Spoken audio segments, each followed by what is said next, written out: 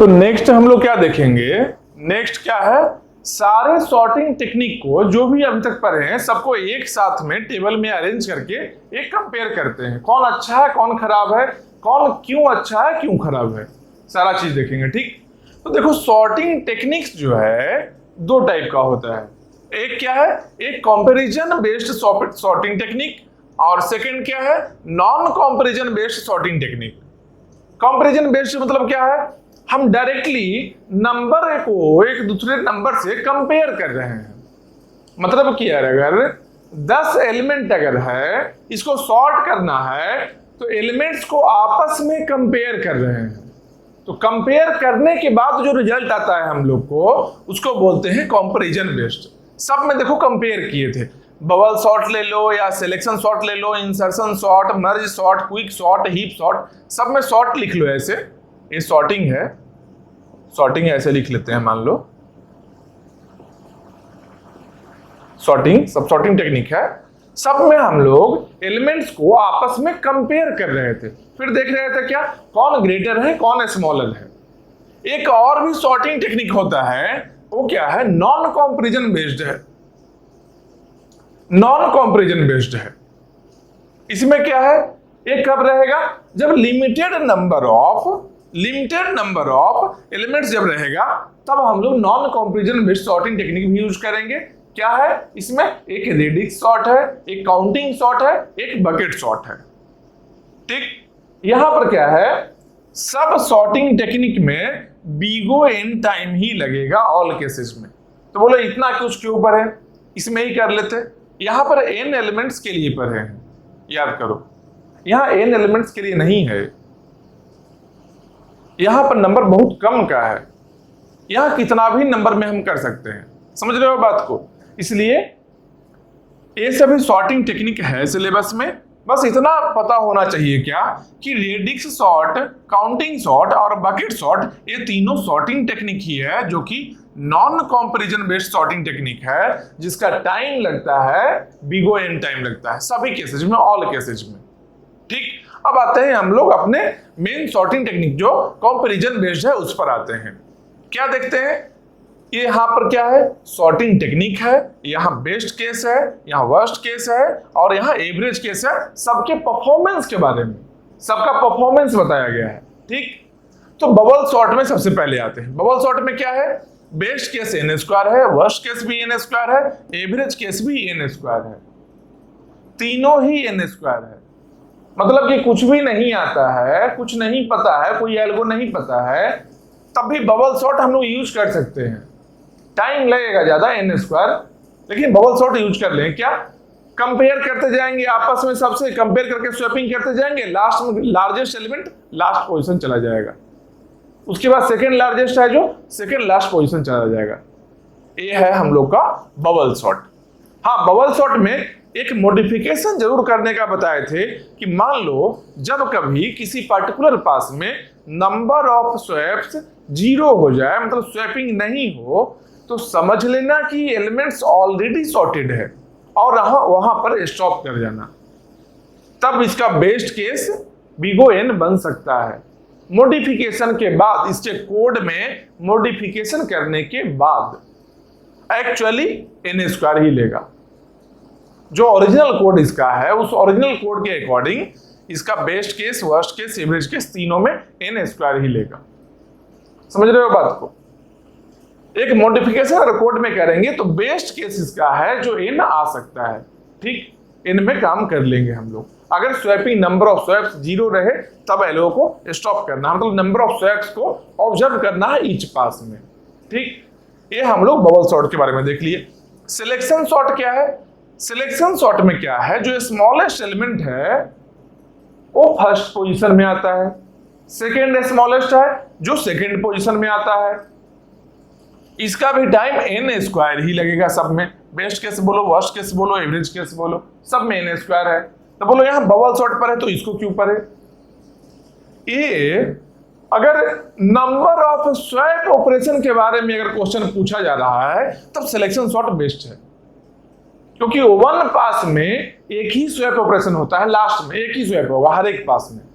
मतलब कि टाइम तो n स्क्वायर लग रहा है, लेकिन केवल नंबर ऑफ स्वैप के बारे में अगर बात किया जाए तो केवल n स्वैपिंग होगा, इसमें n नंबर ऑफ स्वैपिंग होगा n एलिमेंट्स के लिए, बहुत ही कम स्वैपिंग होगा, हर एक पास में एक ही स्वैपिंग होगा।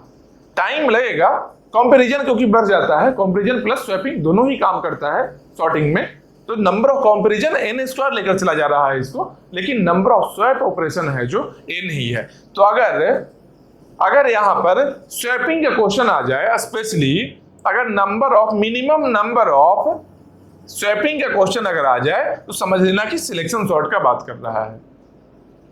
अब आते हैं इंसर्शन सॉर्ट में। इंसर्शन सॉर्ट का बेस्ट केस n है, वर्स्ट केस n स्क्वायर है, एवरेज केस भी n स्क्वायर है। तो बेस्ट केस कहां पर है भाई? तो ऑलरेडी सॉर्टेड या फिर सॉर्टेड एरे अगर दे दिया जाए इंसर्शन सॉर्ट को, तब ये अपना बेस्ट परफॉर्मेंस देगा, तब अपना बेस्ट परफॉर्मेंस देगा। अगर ऑलरेडी सॉर्टेड दे दिया जाए तब, समझ रहे हो बात को? इसको अगर ऑलरेडी सॉर्टेड अगर दे दिया जाए या ऑलमोस्ट सॉर्टेड एरे अगर दे दिया जाए इंसर्शन सॉर्ट में, तब अपना है बेस्ट परफॉर्मेंस देगा। हाँ, ये भी एक कंडीशन है कि अगर ऑलरेडी सॉर्टेड एरे अगर गिवन है, उसके डिजिट को रिवर्स कर दिया जाए, मतलब असेंडिंग से डिसेंडिंग अगर बना दिया जाए, तो यहां बेस्ट केस है जो वर्स्ट केस ही बन जाता है। ये भी कंडीशन है, क्वेश्चन ये भी है कि ऐसा कौन सा सॉर्टिंग टेक्निक है जिसमें केवल एलिमेंट्स का ऑर्डर रिवर्स करने पर बेस्ट केस है जो वर्स्ट केस बन जाता है, तो ये इंसर्शन सॉर्ट ही है। समझ रहे हो बात को? ये देख लिए। उसके बाद मर्ज सॉर्ट आता है। मर्ज सॉर्ट में क्या है? तीनों ही केस में, बेस्ट केस बोलो या वर्स्ट केस बोलो या फिर एवरेज केस बोलो, सब में n log n टाइम लगेगा मर्ज सॉर्ट में। चाहे वो सॉर्टेड रहे नहीं रहे, कोई मतलब नहीं है, हमेशा ही ऑल केसेज में n log n टाइम लगेगा इसका। समझ रहे हो? इसके बाद क्या है? क्विक सॉर्ट है। क्विक सॉर्ट क्या है कि अगर अनसॉर्टेड एरे है, रियल में अगर सॉर्टिंग रिक्वायर्ड है, तो क्विक सॉर्ट अगर यूज करेंगे तो बेस्ट केस भी n log n देगा और वर्स्ट केस भी n log n देगा। लेकिन अगर हम सॉर्टेड एरे को पास करते हैं क्विक सॉर्ट से, तो ये वर्स्ट केस लेता है। अगर सॉर्टेड एरे को चाहेंगे क्विक सॉर्ट से इंप्लीमेंट करना, क्विक सॉर्ट से सॉर्ट करना, तो वर्स्ट केस देगा ये। सॉर्टेड एरे क्विक सॉर्ट से सॉर्ट नहीं कर सकते हैं, या ऑलमोस्ट सॉर्टेड रहे, ऑलरेडी सॉर्टेड रहे, कुछ मतलब थोड़ा मना इधर उधर अगर हो रहा है, एलिमेंट्स अगर n एलिमेंट्स है, 4-5 एलिमेंट्स है जो गलत पोजीशन में है, रॉन्ग पोजीशन में है, तब भी हम लोग क्विक सॉर्ट में नहीं दे सकते हैं, ये वर्स्ट केस परफॉर्मेंस देगा। हाँ, इंसर्शन सॉर्ट में एक और भी चीज था, इंसर्शन सॉर्ट के लिए एक और भी चीज है। क्या? इंसर्शन सॉर्ट में नंबर ऑफ स्वैप जो देगा इक्वल होगा किसके? नंबर ऑफ इन्वर्सन के। नंबर ऑफ इन्वर्सन के इक्वल होगा नंबर ऑफ स्वैप। किसमें? इंसर्शन सॉर्ट में। इंसर्शन सॉर्ट में नंबर ऑफ स्वैप ऑपरेशन है जो बता देगा कि नंबर ऑफ इन्वर्सन कितना था। ठीक, ये चीज भी देख लेंगे। क्विक सॉर्ट हम लोग देख लिए कि अगर ऑलरेडी सॉर्टेड एरे देते हैं तो अपना वर्स्ट केस परफॉर्मेंस से देता है। उसके बाद आया हीप सॉर्टिंग। हीप सॉर्टिंग क्या है? सिमेट्रिक टाइम लेता है, बेस्ट केस हो, वर्स्ट केस हो, एवरेज केस हो, सब में सेम टाइम ही लेगा, n log n टाइम लेगा। ये सब में n log n टाइम ही लेगा हीप सॉर्ट में। यही है इतना सारा जो सॉर्टिंग एल्गोरिथम देखे हैं अभी तक, सबका बेस्ट केस क्या है, वर्स्ट केस क्या है, एवरेज केस क्या है, ये चीज पता होना चाहिए कि एग्जाम में डायरेक्टली इससे क्वेश्चन ए टेबल से आ सकता है, कहीं से भी क्वेश्चन ये पूछा जा सकता है और ये पता भी होना चाहिए। और उसके बाद नॉन कंपैरिजन में क्या है, अगर कहीं ऐसा पूछ दे, जो non comparison based sorting technique जो है, रेडिक्स है, काउंटिंग है, बकेट सॉर्ट है, ये तीनों का टाइम कॉम्प्लेक्सिटी अगर क्या है तो डायरेक्टली बोलना है बिगो एन है। तीनों ही नॉन कॉम्प्लेक्शन सॉर्टिंग टेक्निक है, तीनों के लिए बिगो एन टाइम ही लगेगा। और एक और चीज, नंबर ऑफ डिजिट्स अगर कांस्टेंट है तब हम लोग यूज करेंगे रेडिक्स सॉर्ट को। यहां लिख लेते हैं, यहां मान लो ऐसा लिखते हैं, नंबर ऑफ डिजिट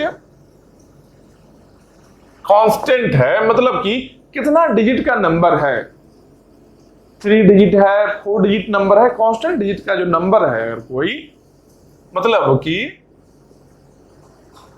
इसको हाउ मेनी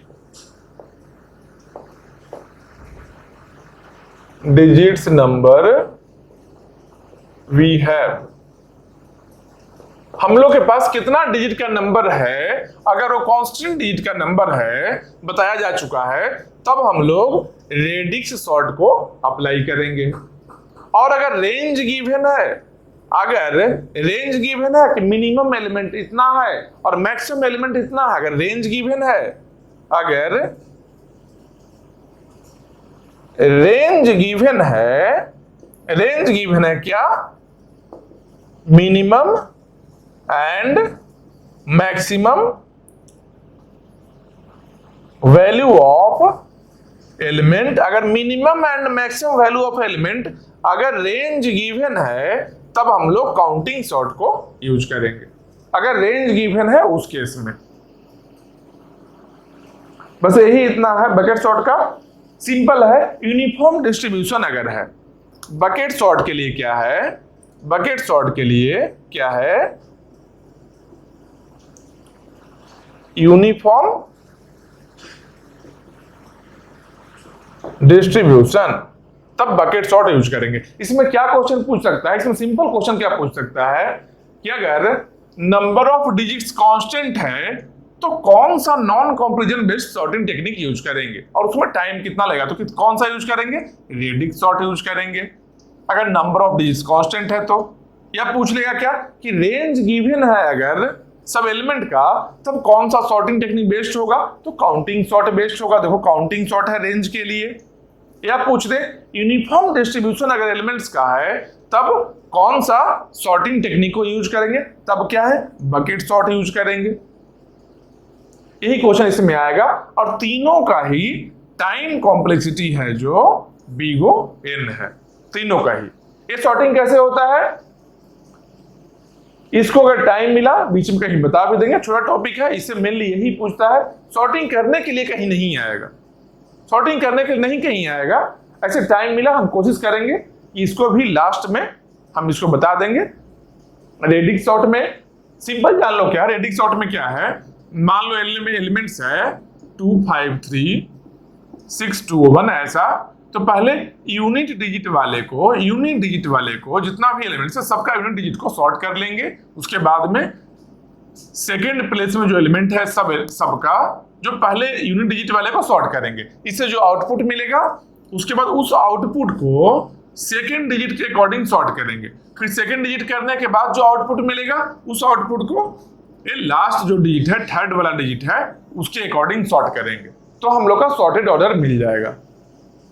ठीक, काउंटिंग सॉर्ट कुछ अलग है, इसके लिए अलग से है। सब एलिमेंट्स को पहले अरेंज करेंगे सारे एलिमेंट्स को, और इसमें क्या है, रेंज गिवन का बात कर रहा है, तो एक अलग से एरे बनाएंगे जो मिनिमम रेंज था, रेंज का जो मिनिमम वैल्यू था वो लेंगे एरे में, एक मैक्सिमम वैल्यू के लिए लास्ट में लेंगे, जहां पर भी मान लो x पर गया हो लास्ट में लेंगे, बीच में बहुत सारा ऐसा ब्लॉक बना देंगे। अब चेक करेंगे कि 4 के इक्वल कितना नंबर है, यहां मान लो 2 नंबर है 4 के इक्वल, तो यहां 2 लिख दिए। किसी के 5 के इक्वल 1 है तो 1 लिख दिए, कहीं 0 है तो 0 लिख दिए, यही काम करेंगे। उसके बाद में अलग से एक और एरे बनाएंगे, उसमें क्या करेंगे, सम काउंट लिखेंगे। क्या भाई, यहाँ 2 नंबर है ना, यहाँ 2 हो गया, यहां से जब आगे बढ़े 1 है, यहां पर ऐड हुआ तो यहाँ 3 हो गया, फिर आगे बढ़े यहाँ 0 है तो यहाँ 3 ही रहा, ऐसे बढ़ेंगे। इसको बताएंगे, एक बार डिटेल में भी बताएंगे।